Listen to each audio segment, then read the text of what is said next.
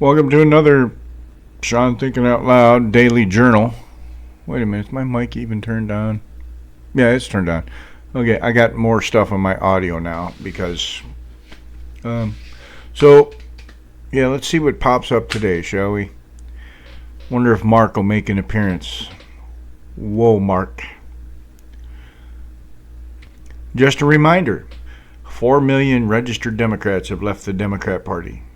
Not 1 million, not 2 million, not even 3 million. 4 million. Keep doing what you're doing, Dingle Nuts. I saw something on TV last night that's got me thinking. This guy was up in the Georgia mountains, Appalachia, looking for hillbillies. They came across this guy who had cancer.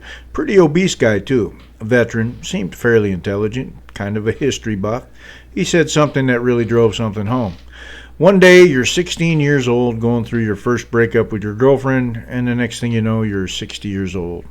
Time goes by so fast.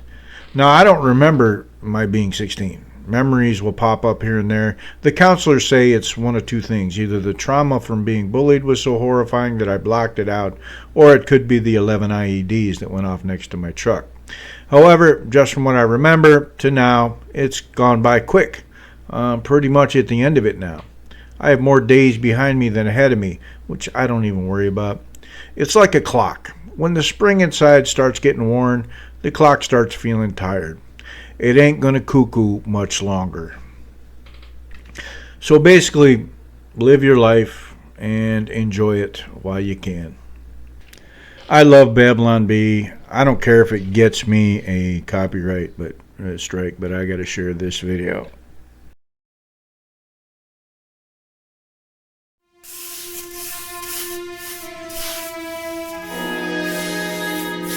Sehr gut. Sehr gut. I'm a time traveler from the year 2025, and I've come here to kill you, Hitler.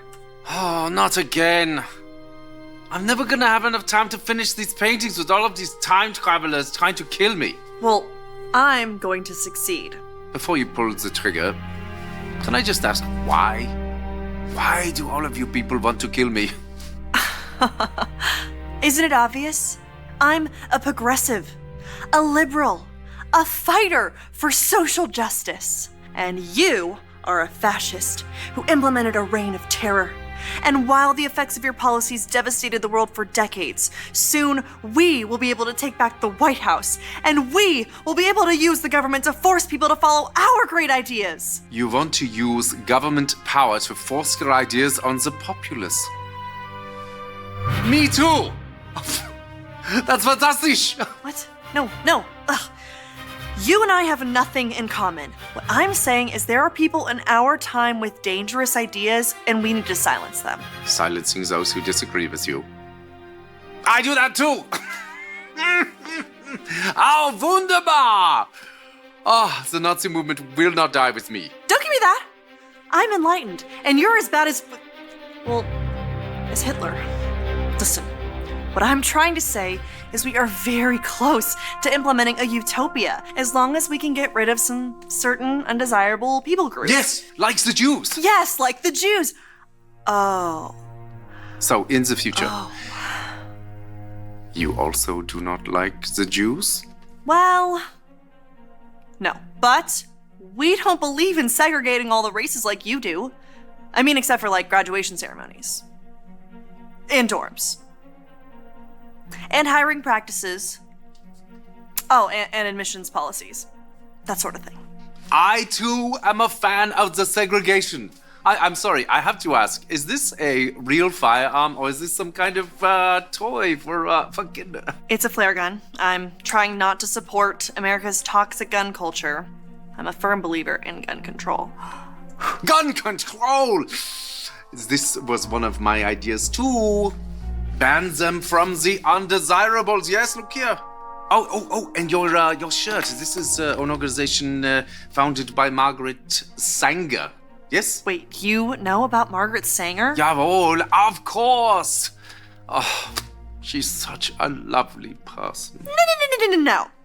She's a fighter for reproductive rights, for women's empowerment, And The eradication of undesirable populations by means of eugenics. Brilliant lady, very inspiring. I must use some of her ideas in our socialized healthcare system. Socialized healthcare?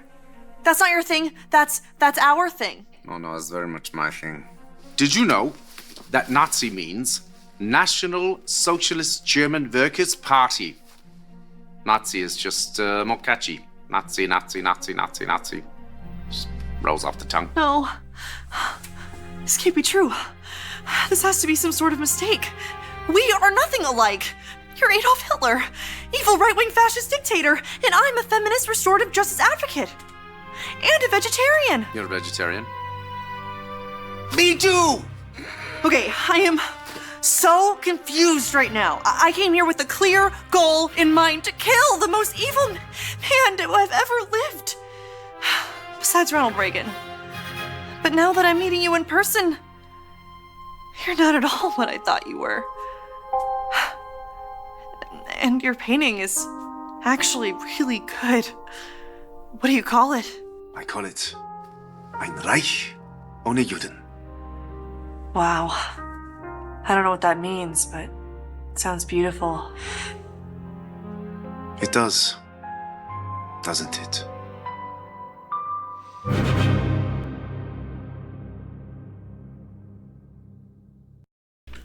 So obviously that's meant for humor, but the sad thing is a lot of that is accurate. Margaret Sanger was a fan of the Nazi Party and its eugenics programs. As a matter of fact, she visited Germany in the 1930s. She was also a racist who actually gave lectures at KKK rallies. So, yes, these socialists today, I'm not even going to use the word, but yeah, you know what's going on. I guess the loony left is losing their shit over those 11 drug runners that the military killed. They're saying they're civilians. Do I need to explain the concept of declaring a group a terrorist organization and the implications for the military? The military is not a law enforcement branch, hence the term armed forces. They're not civilians anymore, they're terrorists, which means within reason, they're fair game. So if you're leaving Venezuela with drugs in your boat, you're probably going to get shot. Of course, the loony left are upset that they're not upset that 11 narco-terrorists died. Not because they care about narco-terrorists, or even if they were actual civilians, it's just Donald Trump. I'm beginning to understand why Donald Trump was so successful in real estate. He owns so much free real estate in so many mines, and he doesn't even have to do anything. My favorite is when the loony left complain that Trump isn't doing his job. He's not doing anything but playing golf, but then they complain about what he's doing. You have to make up your mind, people. Either he's not doing anything, or what he's doing is making you mad. It's like half the country has dual personality disorder. They're still both idiots. There's just more than one personality inside their head. They're still losing their shit about Colbert being fired. WNBA News Daily. It's got a picture of Jamie Lee Curtis on it. They gag me to bury the truth. Jamie Lee Curtis declares war on CBS over sinister conspiracy behind Stephen Colbert's firing. Hollywood legend Jamie Lee Curtis has detonated a media firestorm accusing CBS of trying to silence her to cover up the real reason Stephen Colbert was abruptly fired from The Late Show. Curtis claims the network is hiding a dark conspiracy of sabotage. Of course, this was written using AI. The double line there, double hashtag. Insisting it had nothing to do with ratings or money. Why is CBS allegedly so desperate to shut her down? And what shocking secrets could be buried behind Colbert's sudden downfall? Clickbait, this is all this is. Clickbait. Let me help you on why he was canceled. $40 million a year. That's how much CBS was losing. Not to mention, have I mentioned, 4 million registered Democrat voters have left the party? Not 1 million, not 2 million, not even 3 million. 4 million registered voters have left the Democrat Party. You all keep doing what you're doing. I just saw a video. These video themes have been coming up a lot in my YouTube about men finally learning about toxic feminism and just walking away. The title of the video is Modern Men Must Learn How to Date Us. No, they don't. Thanks to modern feminism, men can pump and dump, and when you get too old for that, they'll just get a newer model. You don't cook, you don't clean, you're not loyal. Why would a man risk losing half his shit to deal with that, along with your toxic personality? There's literally no upside for a man to get married or even be with the same woman anymore. So keep making your cringe videos, ladies. It's making the choice that much easier. Well, CNN is at it again. From my Facebook, of the more than 2,200 National Guard soldiers President Trump deployed to Washington, D.C. last month, in addition to a wave of federal law enforcement, roughly 1,300 are from out of state, and then they have a picture. We haven't gotten critically low on morale, but we're falling fast with no end in sight to their deployment. National Guard members in D.C. are growing weary. While domestic missions typically have National Guard troops responding to crises like hurricanes or wildfires, much of their work in the nation's capital has involved more mundane tasks, patrolling popular tourist destinations and assisting with beautification projects, including picking up trash, raking leaves, and laying mulch. So basically, they're doing what they would be doing as privates on, let's say, Fort Drum. You can tell these people have never been in the military and didn't talk to a single National Guardsman. Maybe if the loony left would settle down and stop shooting each other, referred to my video called The Blue City Murder Problem, they wouldn't be there. No, I'm not going to open the article and read the whole article. It's not worth it. Now, I want to dive into the curious evolution of political toughness in America, how it's defined, who embodies it, and how that shapes the landscape for both parties. We'll be exploring the characters on the stage of modern politics, particularly focusing on some familiar figures like Barack Obama and Tim Walz. So grab your headphones and let's get started. Let's set the stage. Politics has always been a theater, a place where performance often overshadows substance. But in recent years, we've seen an alarming trend where bluster replaces genuine toughness. Remember when Barack Obama first entered the arena? His approach was bold and polarizing. He challenged supporters to get in their faces. That kind of raw energy, while divisive, also came with a certain authenticity. Today, however, we seem to be witnessing a different breed of political bravado, one that often feels more scripted than sincere. Take Tim Walz, for instance. When I see him speak, I can't help but think of him as the emblem of what's troubling about today's Democratic Party. His mannerisms, those tight suits and erratic gestures, seem more like a performance than a presentation of policy. It begs the question, where's the substance? Where's the alternative agenda that speaks to the concerns of working-class voters? Now, instead of offering solutions or strategies to compete with figures like Donald Trump, we find politicians attacking the very voters they need to win over. For instance, Walz has made headlines by targeting Trump supporters rather than uniting with them. This disconnect is palpable. What happened to real toughness, to the grit that comes from lived experience? In my view, true toughness isn't about shouting louder or flexing muscles. It's about understanding and addressing the needs of everyday Americans. Let's not forget the Democratic Party struggled to connect with various demographics. They've lost ground among men, minorities, and working-class voters, groups that once found common ground with them. Yet here we are, seeing more theatrics from candidates who seem disconnected from the very people they claim to represent.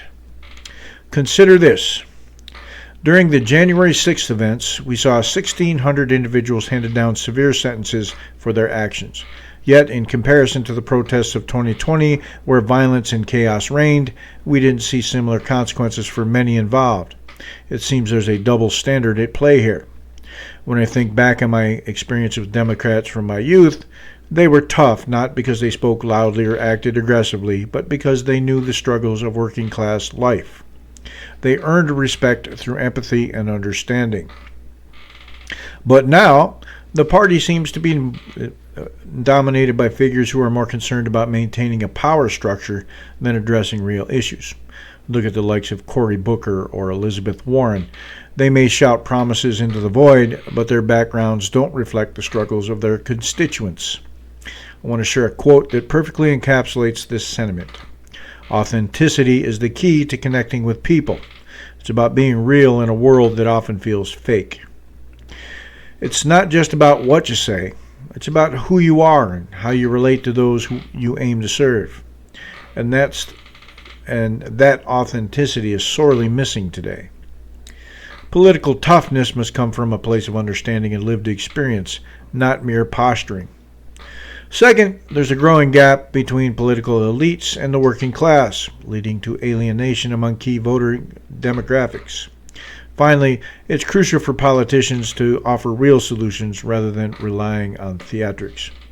And have I said that the Democrat Party has lost 4 million registered Democrats? Not 1 million, not 2 million, not even 3 million. 4 million lost registered Democrats. Keep doing what you're doing, dingle nuts. Now, I want to talk about what's been stirring the political pot in California and beyond. Gavin Newsom. Yes, you heard that right. This is a man who, at times, feels like he should be hiding in a cave somewhere. Yet here he is, trying to position himself as a tough guy in law enforcement while harboring presidential ambitions. So, what's really going on with Gavin? Gavin Newsom, the governor of California, has recently made headlines with his bold declarations about law enforcement and crime in the state.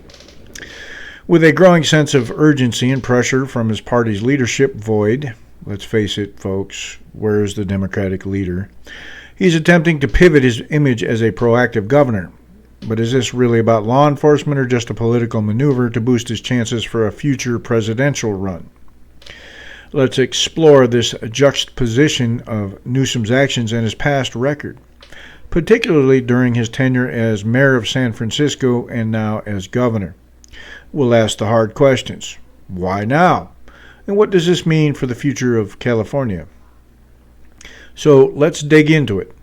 It's fascinating to observe how Gavin Newsom is suddenly so vocal about law enforcement, an issue that has plagued California for years. As many of you know, we've seen the images and videos that have circulated showcasing the challenges of crime and homelessness in cities like San Francisco and Los Angeles. Yet, where was this urgency during his earlier years in office? He stands at press conferences surrounded by law enforcement officers, trying to exude strength.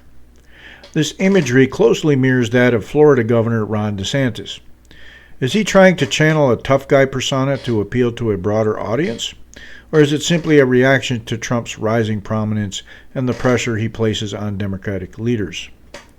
Now, I can't help but wonder if Newsom's newfound focus on law enforcement comes from genuine concern or the realization that he must clean up California's reputation if he has any hope of running for president.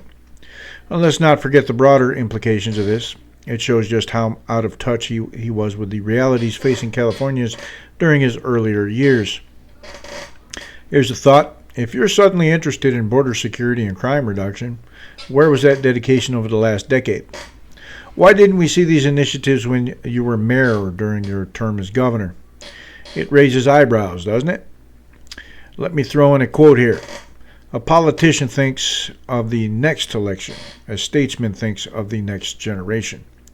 This quote by James Freeman Clark perfectly encapsulates what we should be looking for in our leaders. Are they thinking long-term or just trying to secure votes for their next campaign? Also, it's worth mentioning that Newsom's seemingly opportunistic behavior can be seen as an example of what some would call political theater. His actions may not reflect a real commitment to change, but rather an attempt to salvage his public image. Newsom is trying to rebrand himself as a leader focused on law enforcement and crime reduction, but it seems more like a desperate attempt to position himself for higher office rather than genuine leadership. His delayed responses to critical issues raises questions about his priorities and whether he can truly be trusted moving forward. Oh, and have I mentioned, 4 million registered Democrats have left the party. Not 1 million, not 2 million, not even 3 million. 4 million. Let me spell that out for you in case you're bad with numbers. FOURMILLION.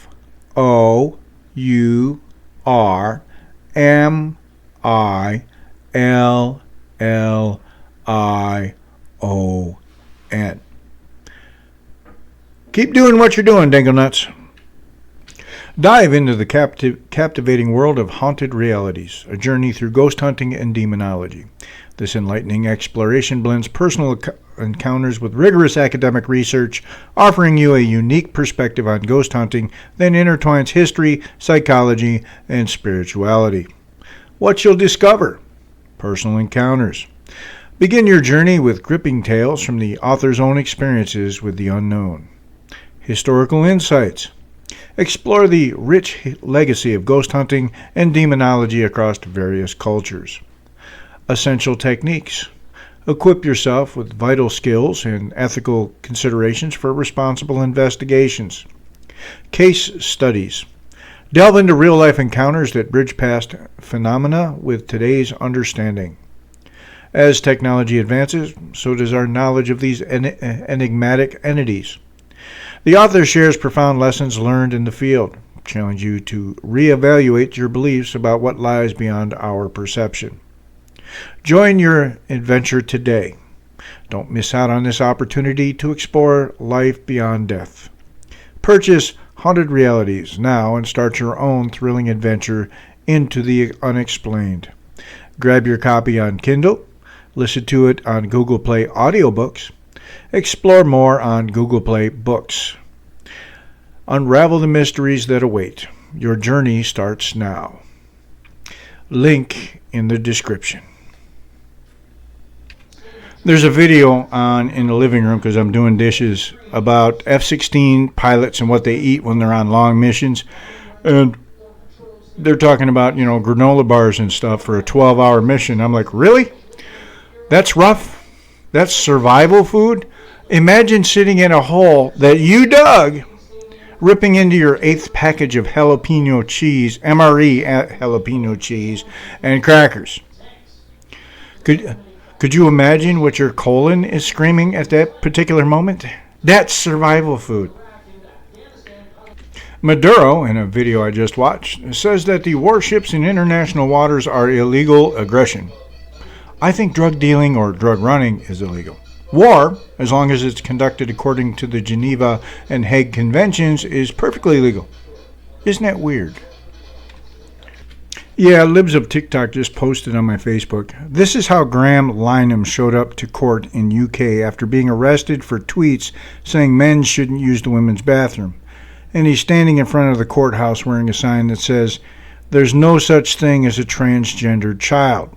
So I posted the truth. I posted a friendly reminder. No child believes they were born in the wrong body until a creepy adult deliberately puts that idea in their head. You have to realize that they're groomers because they can't have kids. They need to groom yours. They need to recruit. Oh, and have I mentioned lately 4 million registered Democrats have left the party? Not 1 million, not 2 million, not even 3 million. 4 million.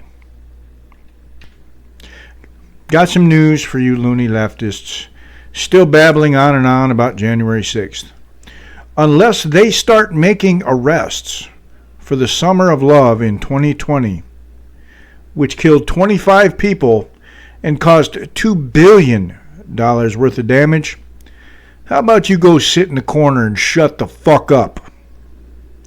Which I think Trump's DOJ should be looking at bringing up charges. I believe arson has a statute of limitations of 7 years. So, yeah, maybe they should be looking at that. Christianity and the Enlightenment.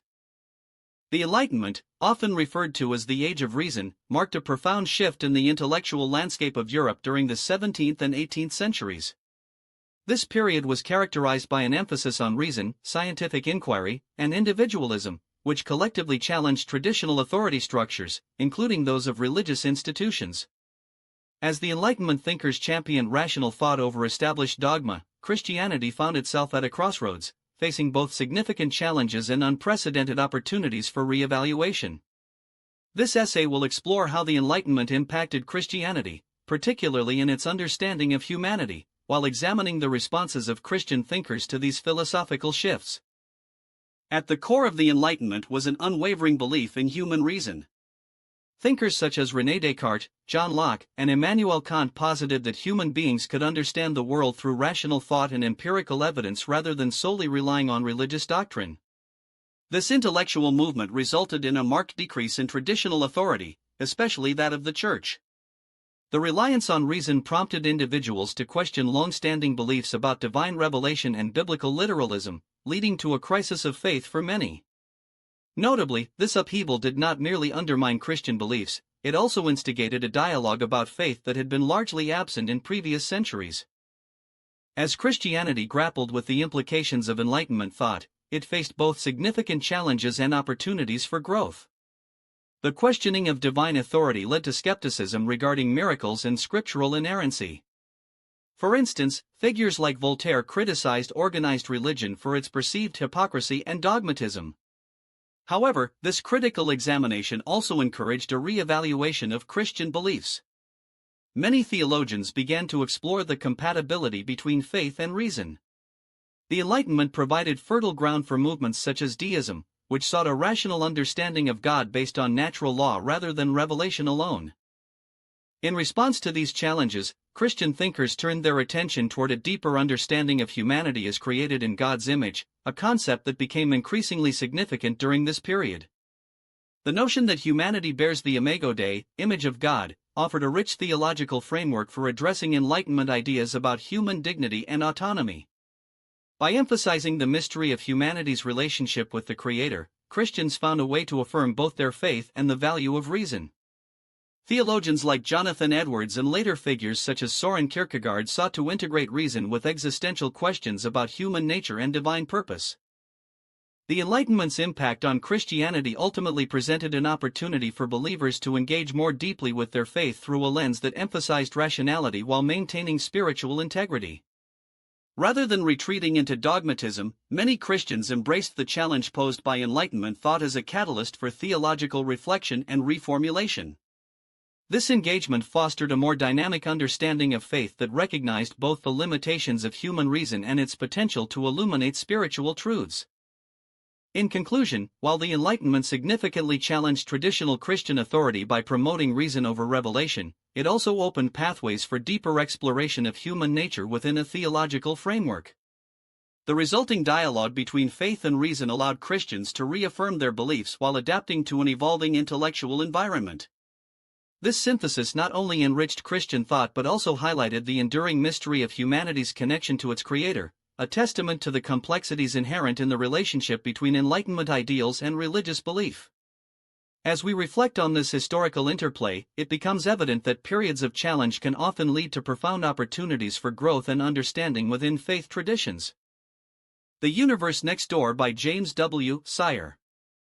In an era where ideologies shape our perceptions and interactions, understanding the various worldviews that exist is not just an academic endeavor but a necessary pursuit for meaningful engagement in society. James W. Sire's seminal work, The Universe Next Door, serves as a comprehensive exploration of different worldviews, their foundational beliefs, and their implications on life and society. By delving into these perspectives, Sire elucidates how worldviews influence our values, ethics, and overall understanding of existence. This essay aims to dissect the key concepts presented in Sire's book, emphasizing the importance of recognizing and analyzing diverse worldviews to foster critical thinking and deeper discussions about human existence. At its core, a worldview is a framework through which individuals interpret the world around them. It is shaped by a multitude of factors including culture, education, religion, and personal experiences. Sire categorizes several predominant worldviews that significantly impact human thought and behavior: theism, deism, naturalism, pantheism, and postmodernism. Each of these worldviews encapsulates distinct beliefs about the nature of reality, existence, and the divine.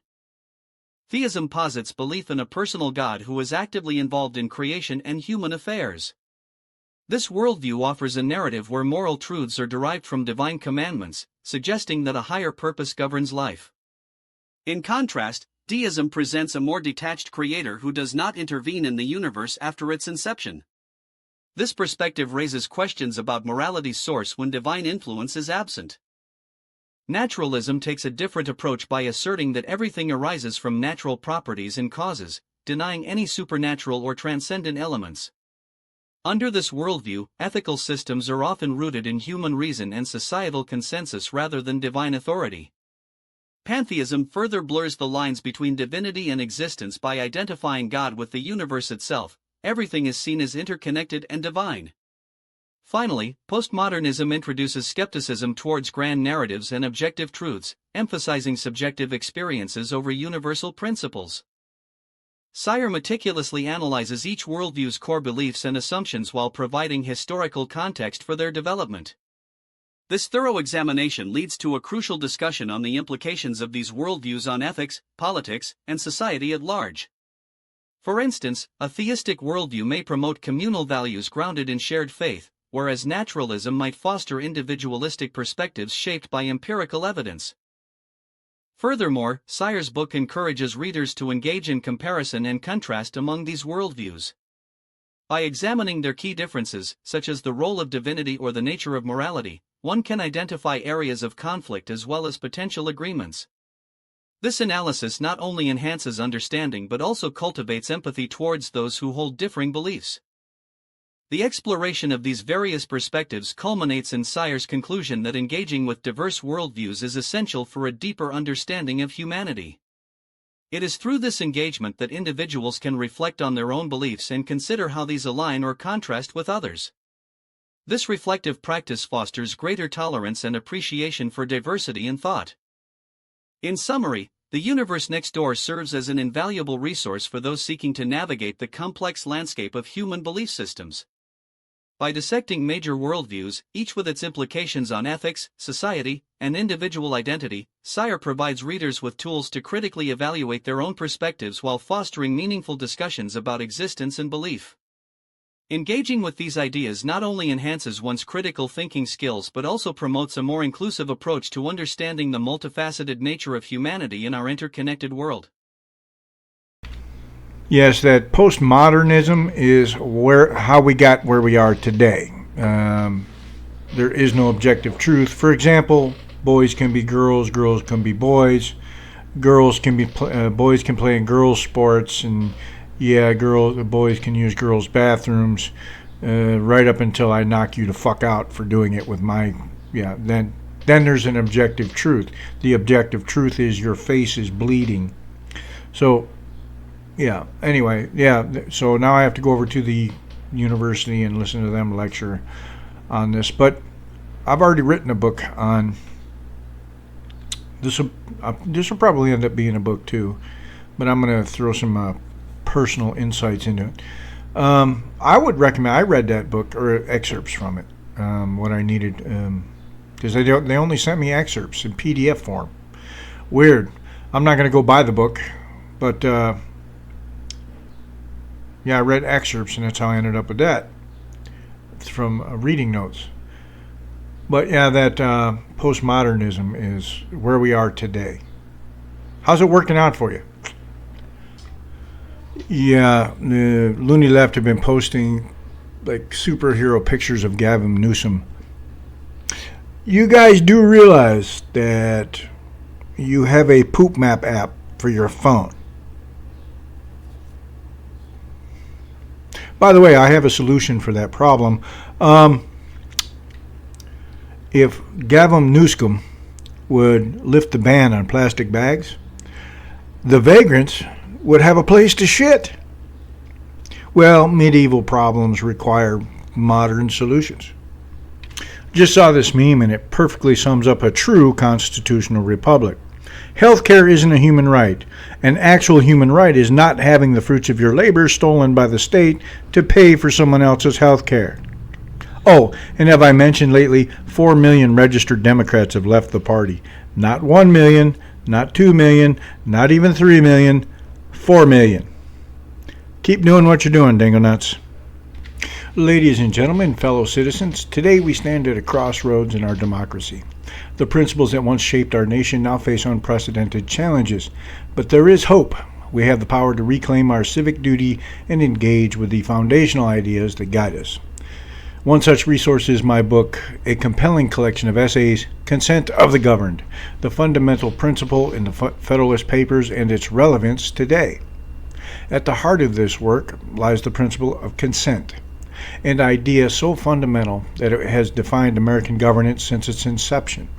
Consent is not merely a historical concept, it is an active choice we make every day as citizens. For instance, consider how voter turnout can shape policy decisions. In the 2020 election, over 159 million Americans voted, demonstrating their consent or dissent regarding issues from healthcare to climate change. This engagement shows that when we participate actively, we shape our government to reflect our values and needs. I invite you to look at history to navigate present challenges. The Federalist Papers provided insights into governance that still resonate today, especially concerning checks and balances. Take recent debates around executive power during crises. They echoed concerns raised by Hamilton and Madison about government overreach and accountability. By revisiting these texts, we can better understand how to safeguard our rights against tyranny while ensuring responsive governance. These essays are not just for scholars, they are for anyone who believes in informed citizenship. It's a rallying cry for active participation, not just during elections, but throughout our daily lives. For example, community boards offer platforms where citizens can voice concerns or propose initiatives directly affecting their neighborhoods. When we engage at this grassroots level, we ensure that diverse voices contribute to decision-making processes. Let's remember, informed citizenship is not a passive role. It's an active responsibility each one of us must embrace. I encourage you all to dive into Consent to the Governed, reflect on your role within democracy, and consider how you can contribute meaningfully. Don't wait. Take action today. Secure your copy through the links in the description in paperback, Kindle, and Google Books, or listen along with Marcus's engaging narration on Google Play. So right now I want to do a deep dive into Trump's second term from actual information out there. So grab a coffee or whatever and grab a seat and listen up.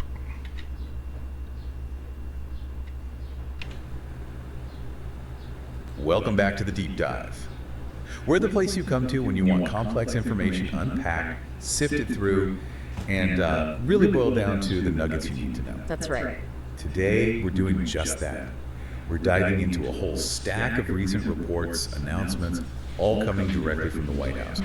Think of this as your shortcut to understanding what the current administration is focusing on, what results they're claiming, across some really key policy areas. It's a good way to put it. We're looking at the latest shifts, the big developments they're highlighting. Exactly. And we've got a really wide spectrum of topics today. Everything from economic shifts, things that could hit your wallet, affect the national budget, right through to public safety developments in cities. Yeah. And even some pretty big claims about breakthroughs on the international stage, long-running conflicts. Right. Our mission, like always, is to help you connect those dots, understand not just what's being reported, but, why it might matter to you, trying to give that well-rounded perspective. Exactly.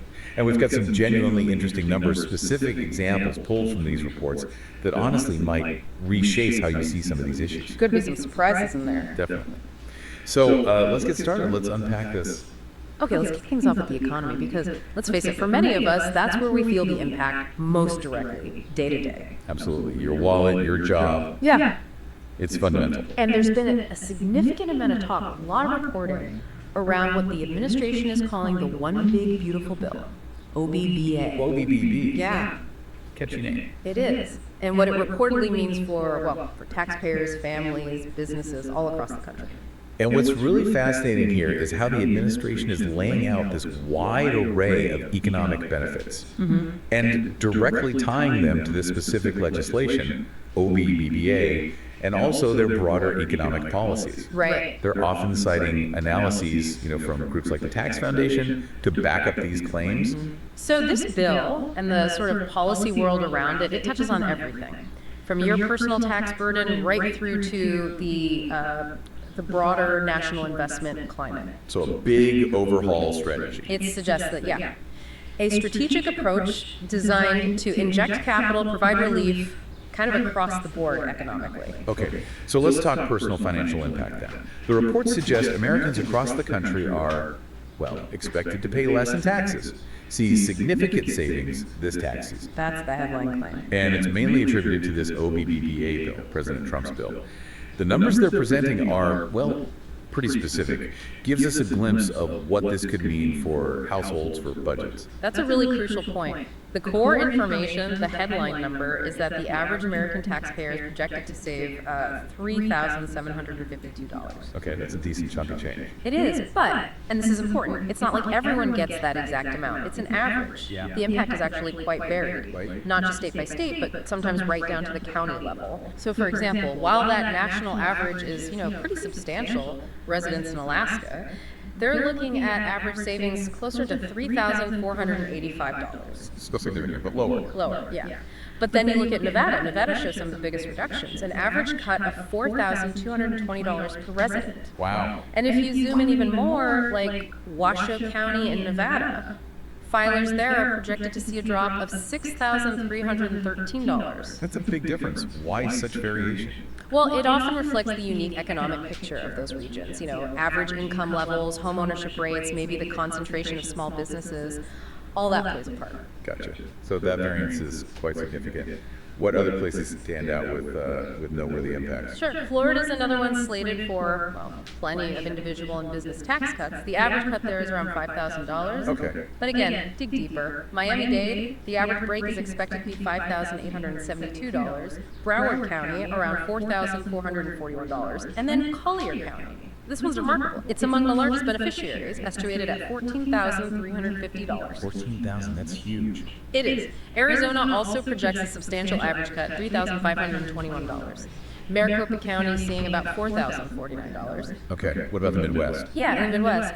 Ohio taxpayers, they're projected to save $3,175 on average. But what's particularly interesting for Ohioans, according to the source, is an additional $1,136 in savings compared to 2025. Not additional. That's specifically attributed to making the 2017 tax cuts permanent through OBBBA, so it prevents a planned increase. Oh, okay. That makes sense. And let's see, Richmonders in Virginia looking at nearly $3,500. Iowa sees cuts ranging from about $2,300 in Appalachia County up to $4,330 in Dallas County. So it really is granular. Very much so. Even looking at Kansas and Missouri, Johnson County, Kansas, filers' projected average cut is $5,344, while Wyandotte County is $2,150.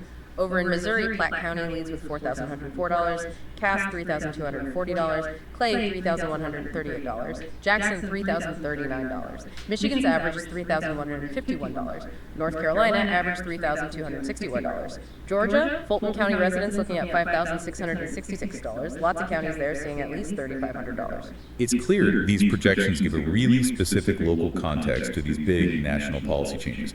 So I'm curious, what are the actual provisions inside OBBA that are driving these reported changes? What's in the bill? Good question. A key part is making the 2017 Tax Cuts and Jobs Act provisions permanent. Okay, the permanence aspect. Right.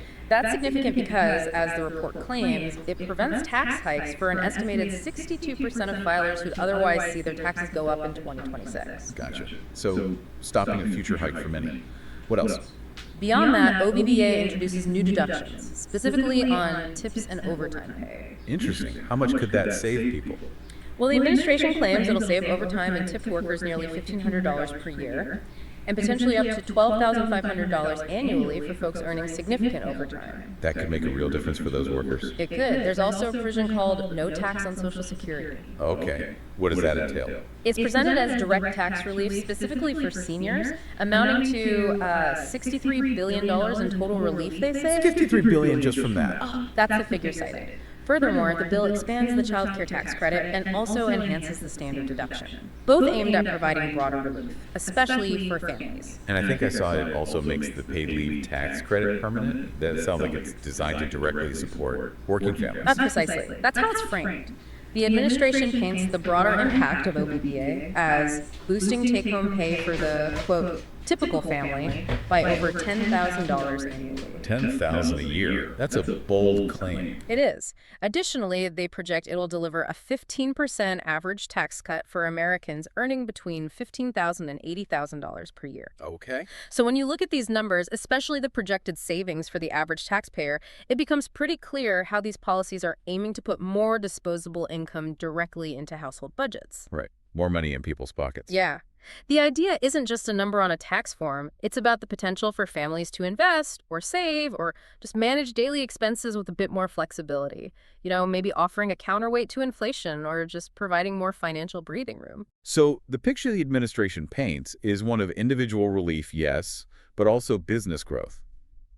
How do these policies supposedly ripple out into our daily lives? Like, what about the cost of things, gas prices, travel? That's a crucial connection. Absolutely. It's not just about tax savings, but what your money actually buys and what opportunities are out there. Right. The administration highlights that OBBBA and other policies tied to its America First agenda, they're credited with driving substantial new investments, fostering manufacturing, creating jobs. Okay, so the business side. Yeah. What are the specific provisions in OBBA for businesses? Well, a big one is making the 20% qualified business income deduction permanent. The QBI deduction. Exactly. A Chamber of Commerce lobbyist cited in the sources actually described this as a game changer for businesses. Why a game changer? Well, this deduction benefits pass-through businesses, sole proprietorships, partnerships, S-Corp. It lets them deduct up to 20% of their qualified business income. Making it permanent provides a lot of certainty. Okay. What else for businesses? It also includes a 100% deduction for research and experimental expenses. R&D to encourage innovation. That's the goal, yeah. Incentivize innovation, domestic R&D. Furthermore, the bill expands the employer-provided childcare tax credit. Ah, childcare. That's a big issue for the workforce. Huge. It's seen as a strategic solution to workforce hurdles, helping businesses keep employees who might otherwise struggle with finding or affording childcare. So it's not just tax breaks then, it's about creating an environment where businesses feel encouraged to grow and invest here domestically. Are we actually seeing big names making new commitments because of this? Absolutely. The reports definitely highlight several major investments. Johnson & Johnson, for example, they announced a new $2 billion investment building a manufacturing facility in North Carolina. $2 billion. Wow. Yeah, and that's adding to an earlier $55 billion commitment they made. The company's leadership, according to the source, specifically credited OBBBA for this continued investment. Okay. Any others? Yes, Hitachi Energy. They announced a $1 billion investment in U.S. critical electrical grid infrastructure. Grid infrastructure, that's vital. Definitely. And that includes a $457 million investment in a new large power transformer facility based in Virginia. They cited the White House AI Action Plan as a catalyst for that one. Interesting link to AI strategy. Yeah, connecting it to the administration's strategy for AI dominance and, strengthening supply chains.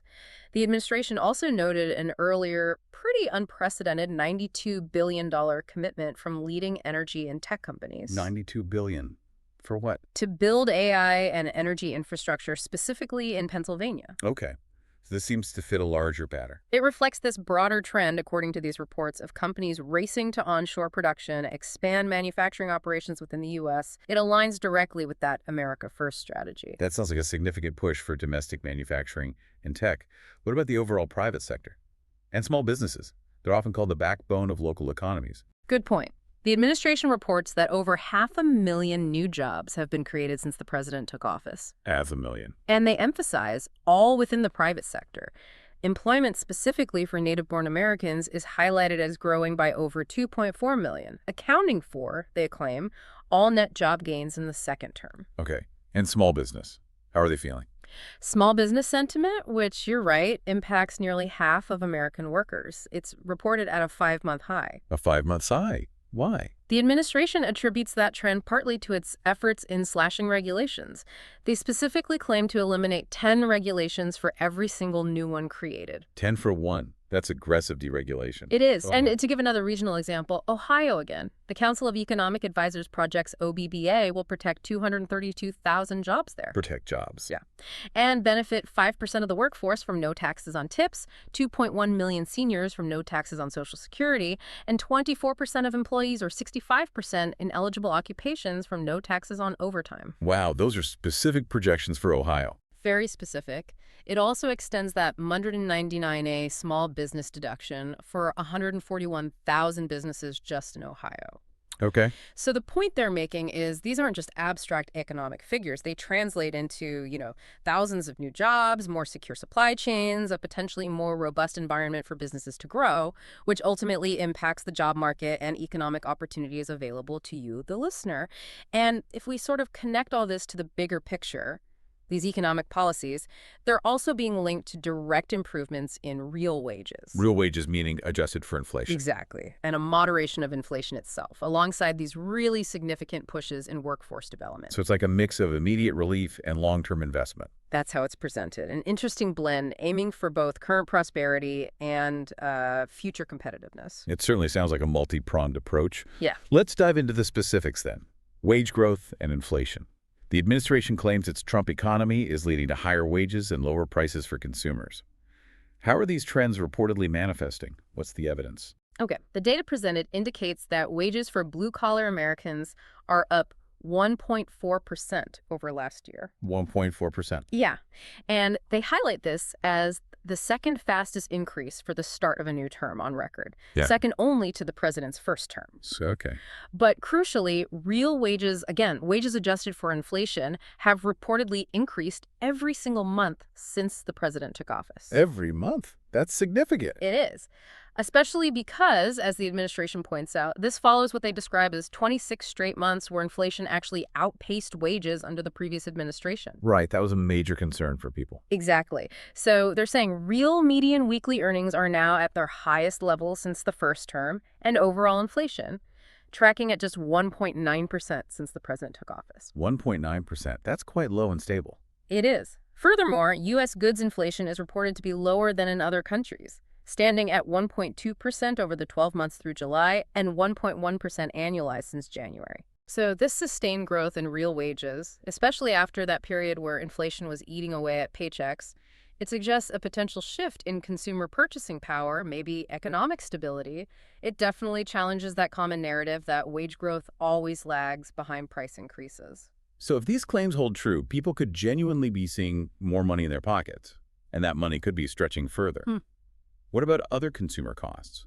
Things that hit us daily, like gas or, planning a trip. Those are also areas where the administration is highlighting improvements.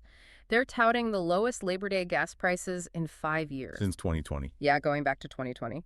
With projections, they say, for even more relief. They attribute this largely to policies aimed at, quote, unleashing American energy production. Okay. What about travel? Travel costs are also reportedly dipping. Hotel rates down 11% over last year. Domestic airfares down 6%. Car rental costs down 3%. Noticeable drops. Yeah. And even mortgage rates. A 30-year fixed mortgage reportedly fallen to a 10-month low. Wow, that impacts housing affordability significantly. It absolutely can for people looking to buy or maybe refinance. So these figures, if they're sustained, could offer tangible relief on everyday expenses and, those big financial decisions. That's a lot of immediate financial relief, potentially. But there's also, as you mentioned, a clear focus on long-term growth through workforce development. How is the administration tackling that side of things, preparing for future economic needs? Workforce development is definitely a significant area in these reports, with a really strong emphasis on skilled trades. Skilled trades, okay. An executive order was signed specifically to modernize workforce programs for future skilled trade jobs. That signals a strategic shift, in education and training priorities. And are we seeing results from that focus? Well, we're reportedly seeing trade school enrollment reach its highest level ever recorded. Highest ever. That's the claim in the source material. And since January, the Department of Labor has recorded 1,736 new registered apprenticeship programs nationally. Wow, a lot of new programs. Leading to over 183,000 new apprentices. The Departments of Labor, Commerce, and Education also put out this thing called America's Talent Strategy. It's like a 5-pillar report outlining how the administration plans to build skilled talent pipelines for critical industries, prepare the workforce for an AI-driven economy, and, position the U.S. as a global economic leader. So bridging the skills gap, preparing for AI, sounds forward-looking. That's the aim, to ensure a ready workforce for emerging technologies and industries. And is there specific money behind these efforts? Financial initiatives? Yes, definitely. Back in June, the Department of Labor awarded nearly $84 million in grants, specifically to increase the capacity of those registered apprenticeship programs. $84 million. Then in July, another $5 million in grants was announced, this time specifically to expand trade apprenticeship opportunities for women. Targeting underrepresentation there. Right, addressing historical gaps in those fields. More recently, in August, the Labor Department announced up to $30 million worth of grants to train the workforce for high-demand jobs. Like what? Things like AI infrastructure, advanced manufacturing, nuclear energy, domestic mineral production, really key strategic sectors. Gotcha. And a key part of OBBA itself reportedly expands Pell Grant access. Pell Grants for trade schools. Yes. So students pursuing skilled trades can receive the same federal financial aid as those going to traditional four-year colleges. That's a big deal for accessibility. Huge. It even allows 529 savings plans, those college savings plans, to be used for trade certifications and tools. Makes roughly $500 billion available for trade schools, they estimate. $500 billion. That's a massive investment in vocational education. It represents that, yes. A substantial shift. Okay. And for those thinking maybe more long-term, retirement, investment markets. Are these policies impacting how people can save and invest? They are indeed, according to these reports. The administration highlights a booming stock market. The Dow Jones, S&P 500, NASDAQ, all reportedly reaching record highs over the past month. Good news for 401ks then. Potentially, yeah. That market performance could significantly impact retirement savings, individual investments. An executive order was also signed allowing 401k investors to access alternative assets. Alternative assets, what does that mean? Things beyond typical stocks and bonds. Potentially offering, the argument goes, better returns and diversification opportunities. Okay. Furthermore, the Department of Labor reportedly removed guidance that previously discouraged fiduciaries from considering alternative assets in 401k plans, and they rescinded what were termed Biden-era regulations restricting crypto in retirement investments. So opening up investment options. That's the idea. So whether you're a worker, maybe seeing more in your paycheck, or a traveler planning a trip, someone saving for retirement, or a kid's education, these developments, as presented, offer direct financial advantages and potentially new paths for career growth and building wealth. Okay. And tying all this economic discussion together, we can't overlook trade and the national deficit. The administration's taken a very specific America First approach here. That's a critical area, certainly. The administration's America First trade policy, which includes the strategic use of tariffs, Right, the tariff. it's presented as a significant driver of two things: domestic investment and as a tool for deficit reduction. How so? Well, they claim this policy has directly driven more than $8 trillion in new U.S. investment. $8 trillion. By encouraging manufacturing to return home, ultimately creating, they say, hundreds of thousands of new jobs. Okay. The administration also highlights historic trade deals covering, they say, over half of global GDP. And they claim these deals are bringing in hundreds of billions of dollars in new revenues, With the goal being? with the stated aim of leveling the playing field for American workers and industries. Now, while the administration is touting these deals as revenue generators and investment drivers, it's definitely worth noting that some economists, some trade experts, they do express concerns about the potential long-term impact of tariffs, on consumer prices or on international trade relations. It suggests a more complex picture than just purely positive gains. Right. There are always different perspectives on trade policy, but the numbers around the tariff revenues themselves are quite striking, aren't they, as a direct result of this policy? They are, yeah. The latest reports show that August tariff revenues topped $31 billion. Just in August. Just in August, Oh. which brings the calendar year total so far to $158 billion.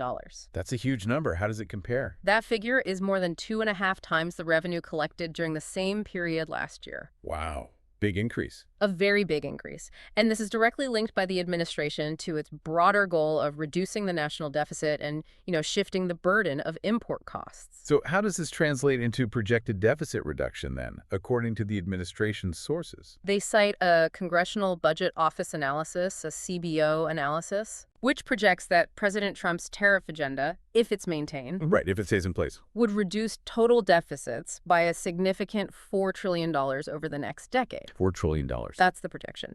It includes a $3.3 trillion reduction in primary deficits and an estimated $700 billion less. It looks to me like the best part of you ran down the crack of your mama's ass and ended up as the brown stain on the mattress. Drop. Okay.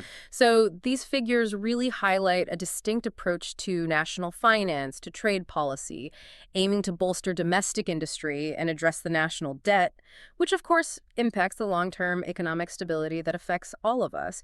It's a policy that seems to balance those immediate revenue gains with the longer-term strategic goal of reshaping global trade dynamics. So having kind of unpacked those economic shifts, the things impacting your wallet, impacting business, let's pivot now. Let's consider how these same governmental philosophies, these approaches, are being applied to something even more fundamental. Which is? The safety of our streets, the security of our borders. These are areas where the administration is claiming truly transformative results. And this raises, I think, an important question for us to consider. How are these different approaches to law and order actually yielding results, or perhaps challenges, in our cities? And what policy trade-offs might be implied by these strategies? Understood.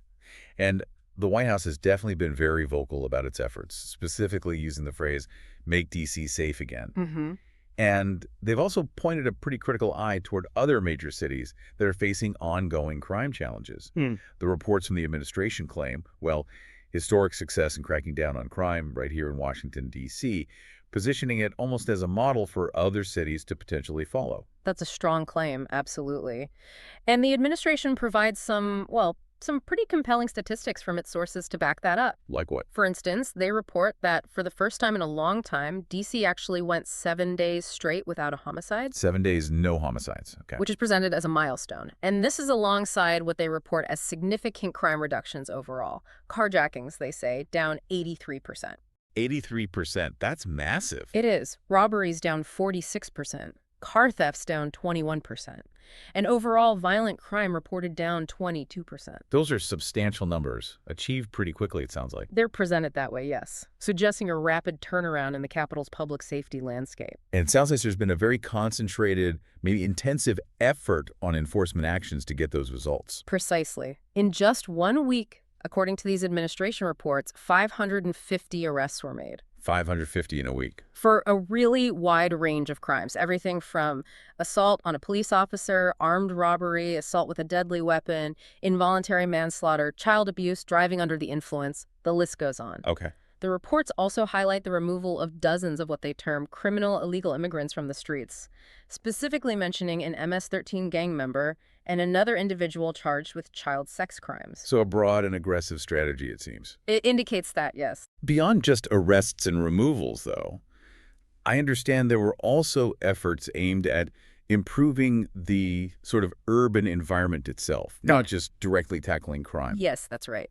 The administration highlights that dozens of homeless encampments have been cleared. Okay. And graffiti is being actively cleaned up, all with the explicit stated aim of restoring glory and prestige to the capital. Restoring glory and prestige. Okay. So it suggests a pretty comprehensive approach to public safety, maybe urban revitalization, that goes beyond just direct policing. Interesting. And what about local cooperation? Well, it's notable that D.C. Mayor Muriel Bowser has announced a continued partnership with the Trump administration, specifically on public safety. So some level of cooperation, despite potential political differences. It indicates that. And, the stark contrast that's drawn between D.C.'s reported turnaround and the persistent challenges faced by other cities, it really highlights a critical policy debate, doesn't it? Well, is it that highly localized, aggressive enforcement and federal intervention are the sole drivers of crime reduction? Or do deeper socioeconomic factors, maybe community-led initiatives, play a more significant role, even if it takes longer? That seems to be the tension. Right. And in stark contrast to D.C.'s reported successes, the White House has highlighted those ongoing crime challenges, particularly in cities like Chicago. Now, it's really important we remember, as we discuss this, that these are viewpoints presented in the provided source material. Crucial caveat. Which often attributes Chicago's problems to specific policies, like cashless bail, and also claims resistance from local Democrat leadership to offers of federal assistance. Indeed. The administration asserts quite strongly that Chicago has a severe crime problem, and they provide a series of statistics from the source material to make that case. What kind of statistics? Well, for 13 consecutive years, Chicago is reported to have had the most murders of any U.S. city. 13 years straight. And for 7 consecutive years, it's reported to have had the highest murder rate among U.S. cities with over 1 million people. Highest murder rate for big cities. Yeah. And to put that into perspective, the source claims that in 2024, Chicago's murder rate per capita was 3 times higher than Los Angeles and nearly 5 times higher than New York City. Wow. That's stark. The source even draws international comparisons, stating it's more than double the murder rate in Islamabad and nearly 15 times more than Delhi. Really aiming to underscore the severity of the situation as they see it. Those comparisons certainly emphasize the administration's concerns about Chicago. What about solving crimes there, the resolution rate, and other crime stats? The source material indicates that out of Chicago's 147,899 reported crimes since January 1st, arrests were made in only 16.2% of them. 16%, that seems very low. It suggests a low clearance rate, yeah. It also states that more illegal guns are recovered in Chicago than in New York City and Los Angeles combined. Pointing to a big issue with illegal firearms. Exactly. Furthermore, motor vehicle thefts last year were reported as more than double the number in 2021. Doubled in just a few years. Indicating a rapidly escalating problem in that specific crime category. There are also mentions in the source of scrutiny over alleged discrepancies in Chicago's homicide data reporting, implying concerns about transparency or accuracy. Okay. And what do residents and city officials reportedly have to say about all this, according to the material we have? Well, the source includes various quotes that illustrate significant resident concern, frustration. Like what? One woman, after a shooting injured 5 people near a senior living facility, is quoted asking, "You have seniors that have been shot. Where's the outcry? We need to have a police car out here because we don't know if this will happen again." Understandable fear. Yeah. A pub owner, who was a robbery victim, expressed deep frustration, stating, "You hardly see a police car in the neighborhood. It just seems like crime is really out of control right now." Feeling abandoned almost. That's the sentiment conveyed. Other residents shared fears about walking downtown after shootings involving teenagers. Small business owners recounted experiencing multiple armed robberies, describing a constant state of vulnerability. There are also calls cited for Mayor Johnson to address teen takeovers, these incidents where groups of young people engage in disruptive, sometimes violent behavior. Concerns about vandalized vehicles, looted stores, with one resident stating, "There's no control. There's no law and order." Wow. It paints a picture of communities really feeling impacted, deeply impacted by crime. It does. A palpable climate of fear and frustration on the ground, as depicted in the source. And the administration's material also highlights Illinois Governor J.B. Pritzker's stance on this, suggesting a resistance to federal help. That's correct, as reported in the source. Governor Pritzker is quoted as repeatedly resisting calls for federal assistance. He's quoted stating that crime prevention is working, that there is no emergency, and that President Trump is attempting to manufacture a crisis. Manufacture a crisis. Strong words. Yes. He also reportedly commented, "Big cities have crime," implying Chicago's situation isn't unique or doesn't require extraordinary federal intervention. Okay.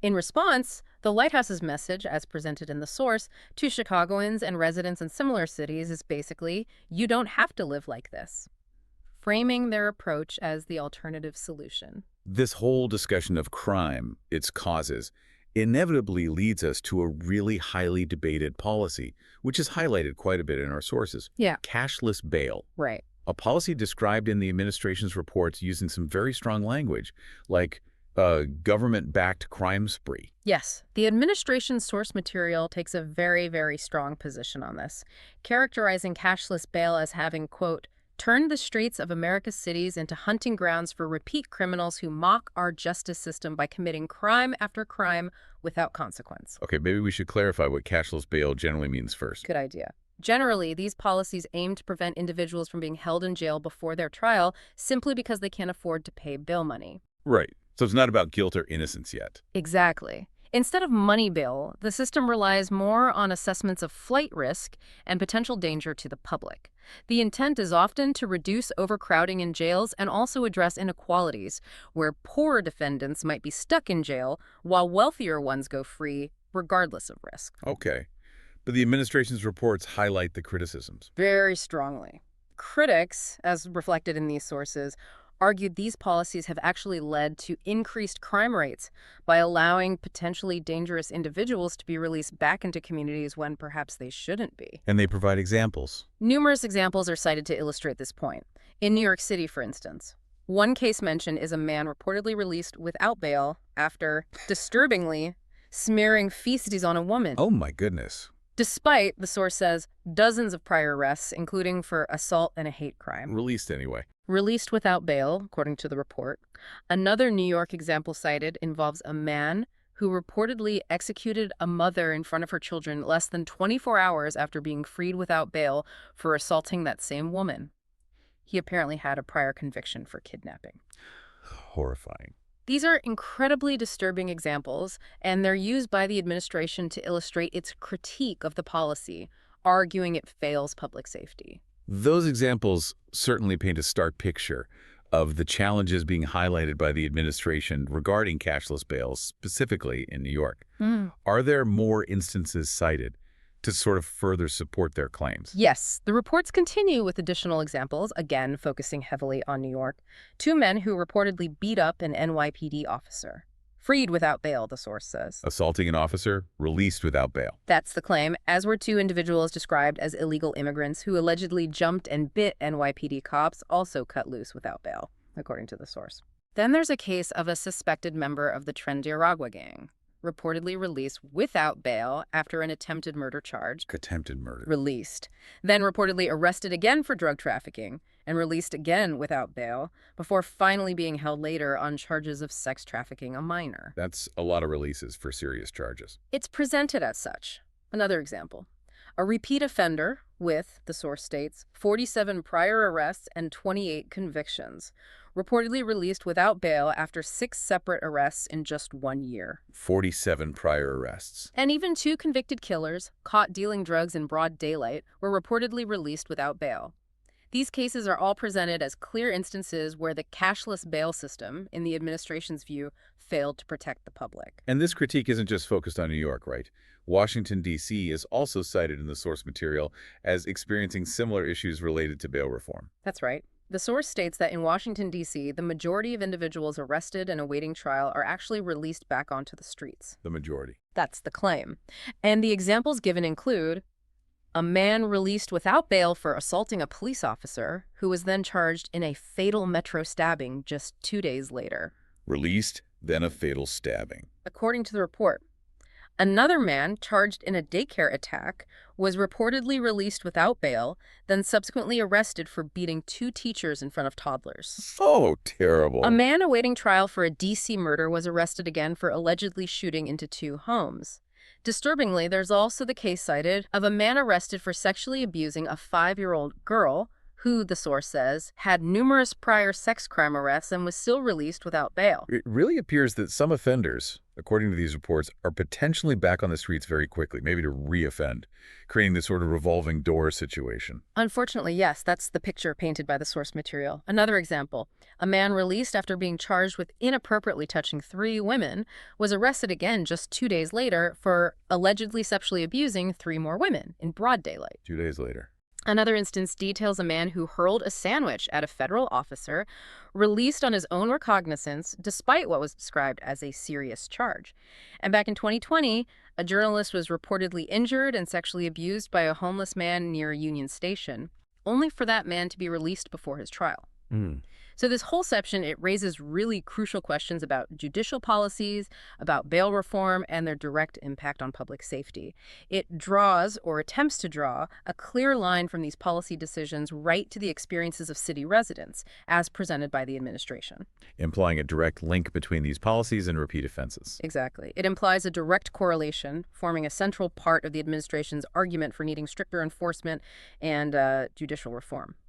Okay, let's turn our attention now to national security. This also raises an important question about how the administration is tackling challenges at the border and also the flow of illicit drugs into the country. Right. 2 huge issues. Absolutely. These are areas where the White House is highlighting both policy shifts and specific enforcement successes, presenting what they see as a comprehensive strategy to secure the nation. Understood. And the administration touts what it calls success in border security first, with something they've termed a reverse flow of migration. That's the term used, yes. But the numbers shared are quite significant, suggesting a pretty dramatic change in previous migration patterns. That's correct. The source material claims that northward migration from Central American countries is down a striking 97% this year. 97%. Are you That's fucking getting enormous. it yet? It is. Even more specifically, unaccompanied migrant crossings are reported to be down 93% over last year. Also a huge drop. And this is presented as a direct result of the administration's, quote, unprecedented border security effort and what they frame as a reversal of Democrat-induced open borders. Okay. Secretary of Homeland Security Kristi Noem is quoted further stating that 1.6 million people have voluntarily returned to their home countries after being in the U.S. illegally. 1.6 million voluntary returns. That's the figure given. So these numbers, if accurate, certainly point to a dramatic shift in migration patterns, a significant reduction in illegal crossings, which the administration attributes directly to its firm border policies and enforcement actions. Okay. Beyond migration, the fight against drug trafficking, particularly fentanyl, is another major focus highlighted in these reports. The White House recently held an awards ceremony focusing on efforts in this area. Yes, that's right. The White House Office of National Drug Control Policy, ONDCP, hosted the U.S. Interdiction Coordinator Awards ceremony. U.S. Awards. Okay, ONDCP and USIC, what do they do? Well, ONDCP is basically the main policy-making body for drug-related issues across all the federal agencies. And USIC, the interdiction coordinator, focuses specifically on coordinating the interdiction efforts, the stopping of drugs across those agencies. You know, Customs and Border Protection, the Coast Guard, DEA, et cetera. Got it. So this event recognized law enforcement. Exactly. Federal, state, and local law enforcement were honored for what was described as their persistent and aggressive offense against illicit drugs. Persistent and aggressive offense. Yeah. Special Advisor Sarah Carter is quoted in the source stating, "A chemical war is being waged against the American people, and for too long, America has been on the defensive." Strong language. Very. She continues, "This administration has made a clear choice. The time for reactive measures is over. Our new posture is one of persistent and aggressive offense." This rhetoric clearly highlights a shift from being reactive to trying to be proactive in combating drug trafficking. And who were some of the key honorees of this ceremony? Recognizing the, diverse fronts in this fight. Sure. Among the honorees highlighted were the Bitcoin Fog government trial team. Bitcoin Fog, what do they do? They were recognized for dismantling a cryptocurrency mixing service. This service had apparently laundered over $300 million for darknet drug traffickers. Wow. So tackling the financial side, the cyber domain. Exactly. Then, on a more traditional front, the U.S. Coast Guard Cutter Monroe and its Hytron detachment were honored. What? For seizing over 3,200 kilograms of cocaine in a daring maritime operation, highlighting those traditional sea-based interdiction methods. Okay, big seizure. And also, the CBP Fentanyl Canine Detection Training Team received an award. The canines. Yeah. For developing a program that reportedly led to a staggering 860% increase in fentanyl seizures at U.S. ports of entry. 860% increase. That's incredible. Underscoring those innovative and effective ground-level detection strategies. So, a really wide range of efforts recognized there. Cybercrime, maritime ops, canine detection.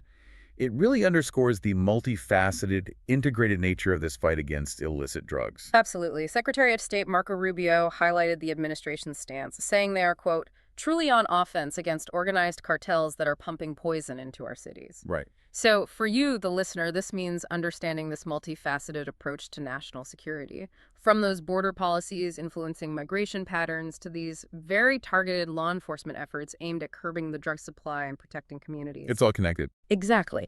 The administration's narrative emphasizes that these aren't isolated efforts.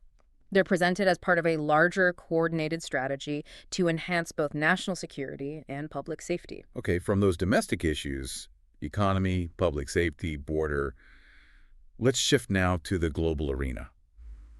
The White House is making some pretty bold claims here about a resurgence of American leadership on the world stage, particularly concerning the conflict in Ukraine. This has been such a long-standing, complex, tragic issue. And the administration is presenting a narrative of very decisive, highly personalized diplomatic action. Here's where it gets, well, really interesting, because the approach outlined is quite unconventional, isn't it? It is. And if we connect this to the bigger picture, the narrative being presented is one of decisive personal diplomacy achieving breakthroughs where, allegedly, traditional multilateral efforts have failed. Right, personal diplomacy. Which raises an important question, I think. What truly constitutes a game changer in these incredibly complex international conflicts? Is it really the force of a single leader's personality or will? Or is it more a confluence of broader geopolitical shifts happening anyway? Good question. The administration's focus here, though, is squarely on President Trump's direct personal involvement in bringing key players to the table, and the reported consensus among those players about his role. And the centerpiece of this claim seems to be a peace summit, reportedly convened at the White House back in August 2025. That's right. With Ukrainian President Volodymyr Zelensky and key European allies. This gathering is described in the source material as a monumental stride toward resolving the long-standing war. A monumental stride, yeah. And the praise reported from various world leaders who attended that summit is indeed notable. It forms a core part of the administration's narrative here. What did they say? Ukrainian President Zelensky himself is quoted referring to it as a very good conversation, where they spoke about very sensitive points. Okay, from Zelensky himself. And NATO's Secretary General Mark Rutte explicitly credited President Trump for, quote, breaking the deadlock with President Putin. Rutte is quoted stating he is the only one who could do this. The only one. That's strong. Very strong. Finnish President Alexander Stubb reportedly observed, more progress in ending this war than we have in the past 3.5 years, offering that stark comparison to previous efforts. That's quite an endorsement from leaders who are so deeply involved in this conflict. Other European leaders also weighed in with similar sentiments, didn't they? They did. Italian Prime Minister Giorgia Meloni spoke of an important day, a new phase. She's quoted saying, after 3 years that we didn't see any kind of sign from the Russian side that they were willing for dialogue, so something is changing. Something has changed thanks to you, crediting Trump directly. What about the UK and Germany? UK Prime Minister Keir Starmer reportedly said, very important day. So far, nobody has been able to bring it to this point, so I thank you for that. And German Chancellor Friedrich Merz called the meeting extremely helpful, stating, the path is open. You opened it last Friday. Wow. France. The EU. French President Emmanuel Macron is quoted thanking Trump for organizing the meeting, emphasizing that everybody around this table is in favor of peace. And even European Commission President Ursula von der Leyen praised what she called a fantastic NATO summit and a commitment to lasting peace for Ukraine, stop the killing. That's quite a chorus of praise. It is. This seemingly unanimous praise from key European leaders for President Trump's direct diplomatic approach, even if it's attributed to his unique negotiating style. It signals a potential shift, doesn't it? It suggests that maybe this unconventional personal diplomacy is being seen, at least by some, as a necessary tool to break impasses where those traditional multilateral efforts have stalled. A chorus of international leaders seemingly acknowledging a shift in momentum then. And President Trump himself detailed some of the key diplomatic actions and breakthroughs, including direct engagement with both Putin and Zelensky. Indeed. President Trump claimed, in the source material, to have arranged a bilateral meeting between President Putin and President Zelensky. A direct meeting between them. Yes, stating his intention was to first let them meet, because, as he put it, they haven't been exactly best friends. Understatement there. Right. He then described his own call with President Putin, where he reportedly informed Putin about the planned meeting with Zelensky. And then Trump said he would wrap it up, noting, it takes, in this case, two to tango. Wrap it up. Very direct. Very. Trump also underscored the urgency he felt. He recounted an interaction where some leader apparently suggested meeting in another month or two. And Trump's reaction? His reported response was, a month or two? You're going to have another 40,000 people dead in a month or two. You have to do it tonight. Conveying this palpable sense of urgency. Wow, okay. He also expressed some surprise, reportedly, that Putin and Zelensky might be getting along a little bit better than I thought. Any concrete outcomes mentioned? Well, reports cited in the source material suggest two potentially major things. One, that Putin agreed to security guarantees in Alaska. Security guarantees in Alaska. Interesting. And critically, that territorial swaps are now on the table from the Ukrainian side. Territorial swaps from Ukraine. That would be a huge shift. It would imply a significant shift in Ukraine's negotiating position, which has previously been a major point of contention. This certainly suggests a very hands-on, very direct approach to diplomacy, kind of bypassing traditional channels. What did President Trump outline as a potential framework for long-term peace in Ukraine, based on these reported discussions?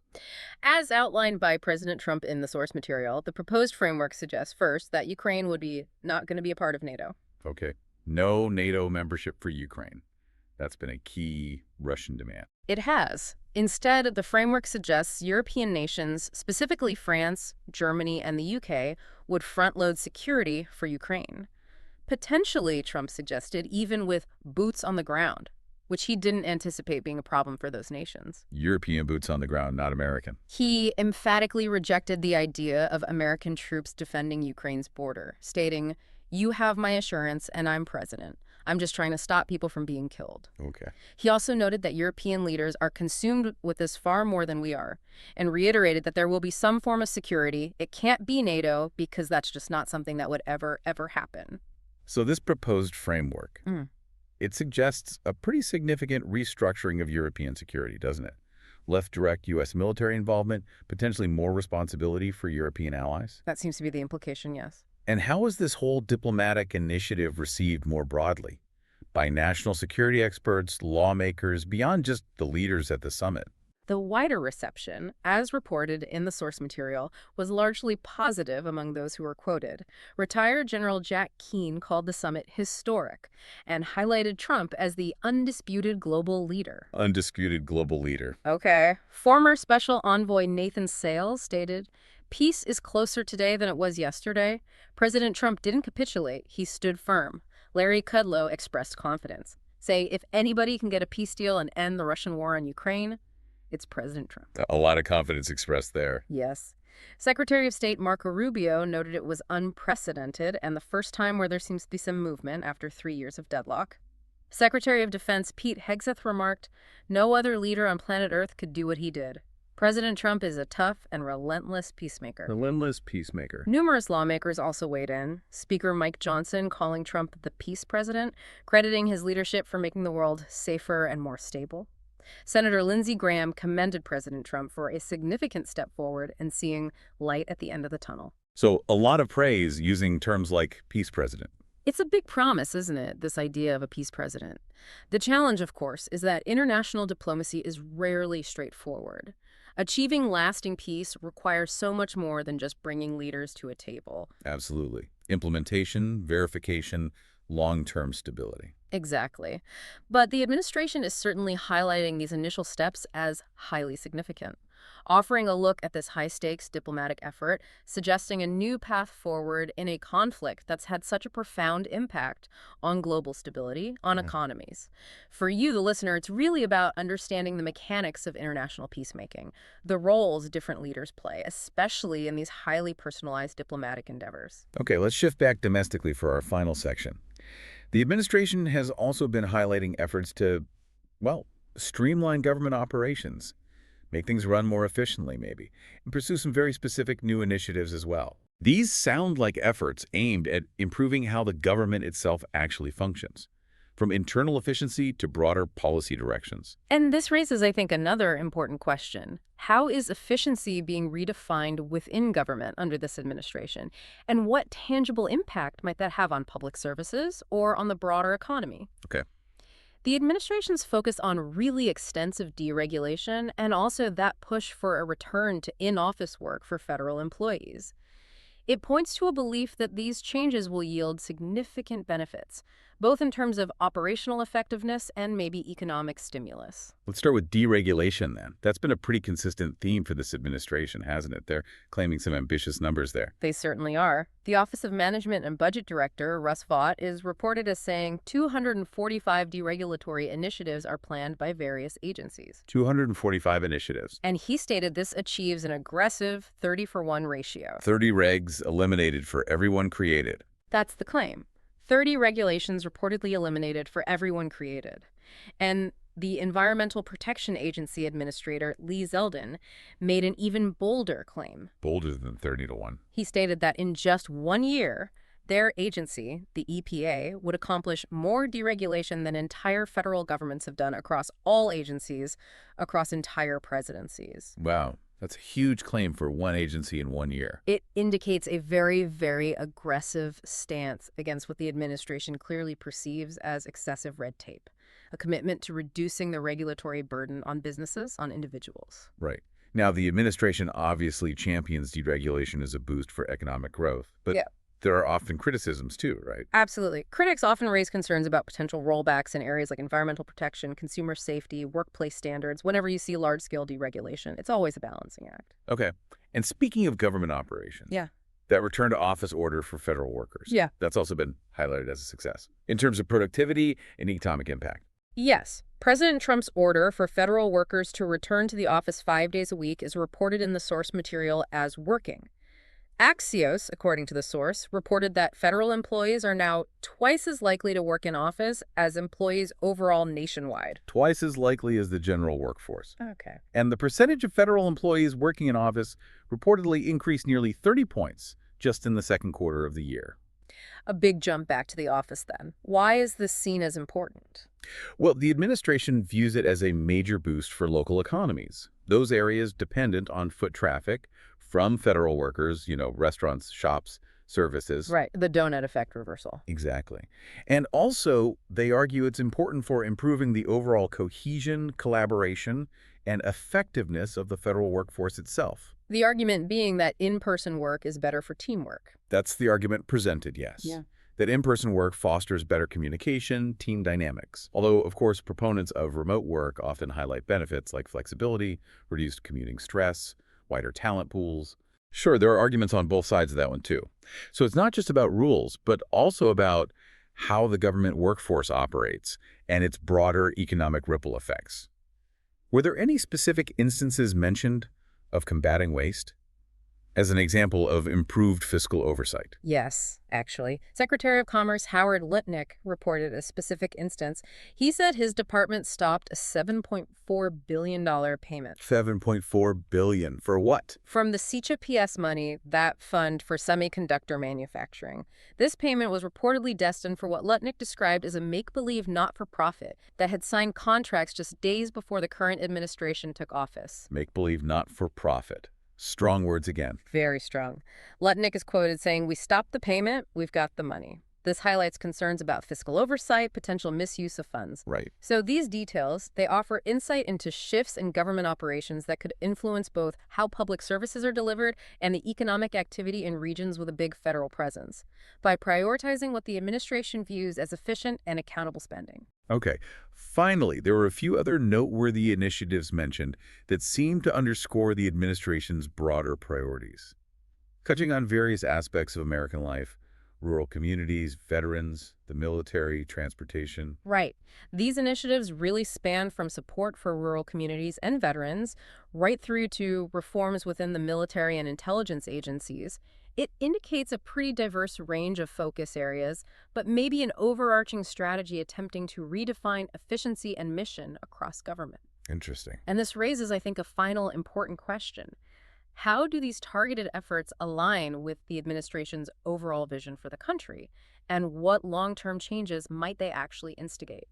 Let's start with rural America then, an area often highlighted as a key demographic for the administration's support base. Absolutely. The Secretary of Agriculture, Brooke Rollins, is quoted calling OBBA the greatest investment in rural America in history. Greatest investment in history. Going even further to describe it as a game changer, a country saver.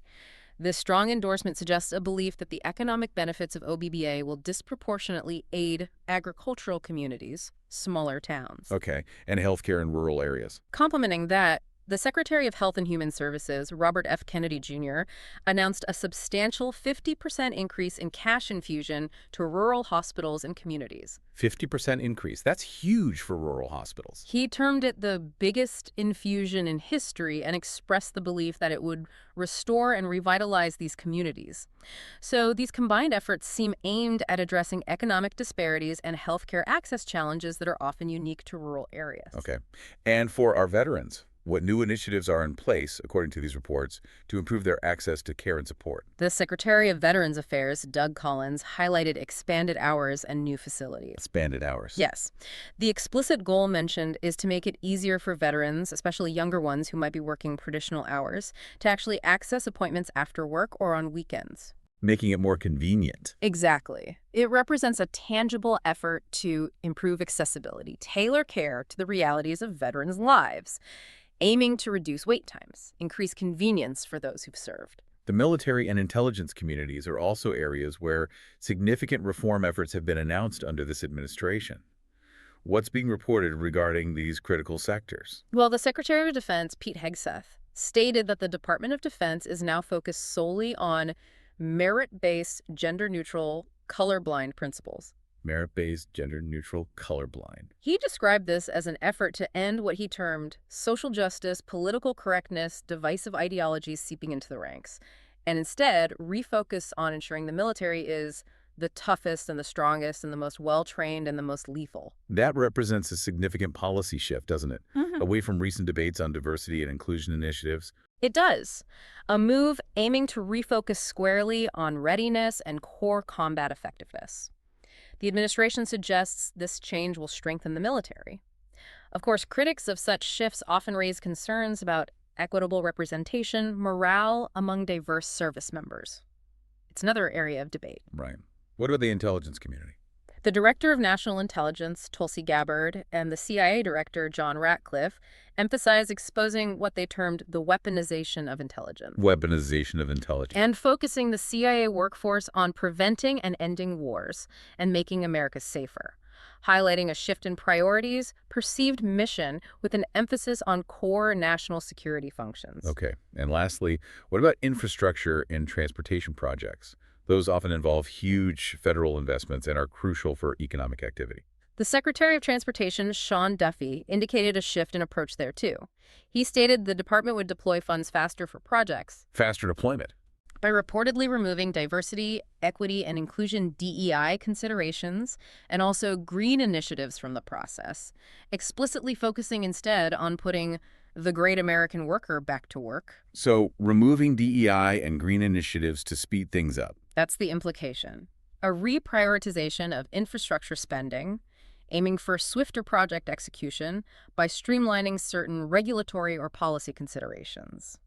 Now, while the administration emphasizes efficiency and job creation with this, this approach also sparks debate about the role of federal funding in promoting broader social and environmental goals. Should those be secondary to speed and job numbers? Another trade-off. Exactly. So this really illustrates the diverse range of areas where the administration is focusing its efforts, aiming for specific outcomes that could potentially reshape various sectors of American life and public policy. So what we've really done in this deep dive today is pull back the curtain on a very, very comprehensive set of announcements, policy claims, all coming from the White House. Yeah, it's covered a lot of ground. It really has, touching on nearly every aspect of American life, it feels like. From your taxes, your job prospects, right through to international relations, public safety on your streets, we've explored the administration's stated goals, the specific details they've released, and the broad implications they suggest these policies will have. And all of this, I think, raises a really important question for all of us, for you listening. In this era of such rapid change, how will these ambitious policy shifts actually manifest in the everyday lives of Americans in the years to come? Right. What will the real-world impact look like? Exactly. And what additional data, maybe from a wider variety of sources, will emerge to further illuminate that impact, to measure their true effectiveness beyond the initial claims? That's the key, isn't it? Being well-informed, equipped with the details, hearing the different perspectives presented so you can engage with the world around you. We've covered so much today. Specific tax savings projected for your home county, the mechanics and arguments around cashless bail, the intricacies of high-stakes international diplomacy, the battle against illicit drugs, right down to the nitty-gritty of government agency operations, and the stated future direction of our military. It's a vast landscape. It really is. And understanding these reported developments, these claims, these policy directions, it's key to understanding the direction the country might be heading in. Couldn't agree more. Well, thank you for joining us on this deep dive today. We really hope you feel a little more informed, maybe a little more curious after hearing all this, perhaps even a little surprised by some of what we've unpacked. Hope so. Keep digging, keep questioning, and keep thinking about how these policies might shape your world. We'll be back soon with another deep dive into the information that matters to you. So that is going to wrap it up for this episode of, Sean Thinking Out Loud for today. That does not mean I'm going to stop recording because I have a bunch of loony leftists. They never sleep. Stupid people don't know enough to go to bed or take a nap. So I'm probably going to keep recording for tomorrow. And did I have I told you today that 4 million registered Democrats have left the Democrat Party? Not 1 million, not 2 million, not even 3 million. 4 million Democrats have left the Democrat Party. Let's hope they keep doubling down on stupid. So, peace out, people. I hope to see you tomorrow.